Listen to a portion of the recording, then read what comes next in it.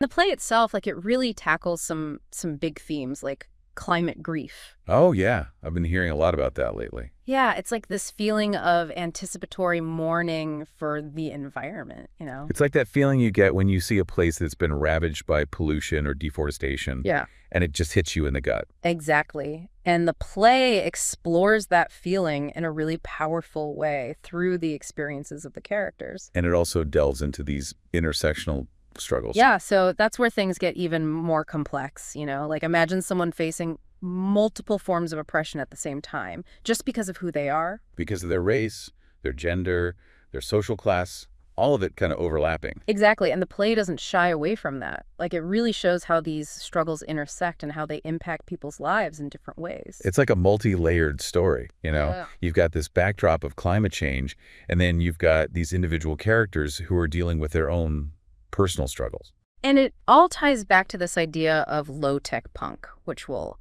unpack in more detail later. Yeah, let's get into that. So what is low-tech punk? Is it like Mad Max, but with less leather and more solar panels? Haha.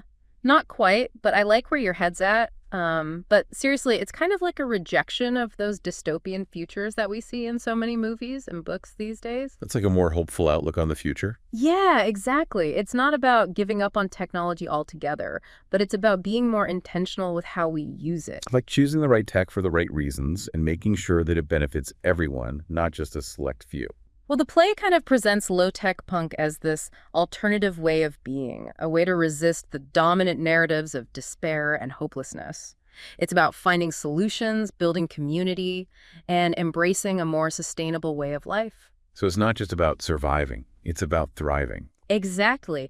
And the play shows how these characters, through their struggles and their interactions with each other, start to embrace these low-tech punk principles and start to create a better world for themselves and their community. It's like they're reclaiming their power and agency in a world that often feels chaotic and out of control. And it's also about finding joy and beauty in the simple things, in nature, in human connection, in creativity. It's like a reminder that even in the face of adversity, there's still so much to be grateful for and so much that we can do to make a difference. Absolutely. And the play itself, it's not just a lecture or a sermon, it's a story, it's a piece of art, and it allows us to connect with these themes on a deeper, more emotional level. It's like it opens up a space for dialogue and reflection, and it invites us to imagine different possibilities for the future. And that's what's so powerful about art. It has the ability to transform us, to change the way we see the world, and to inspire us to take action. The play also speaks to this growing sense of unease that a lot of people are feeling about the future, especially when it comes to climate change. Like, we see the effects of it all around us,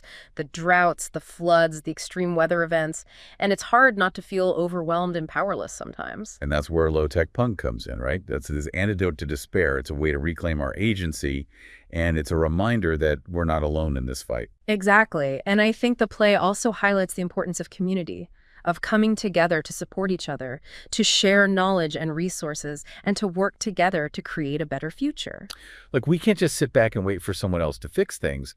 We have to take action ourselves, and we have to do it together. Right. And the play kind of shows us how to do that through the actions of the characters, through their choices, through their relationships with each other. So it's not just a story. It's a blueprint. It's a guidebook for how to live a more sustainable, more equitable, and more meaningful life. And it all starts with a shift in mindset, a willingness to challenge the status quo, and a belief that we can create a better world.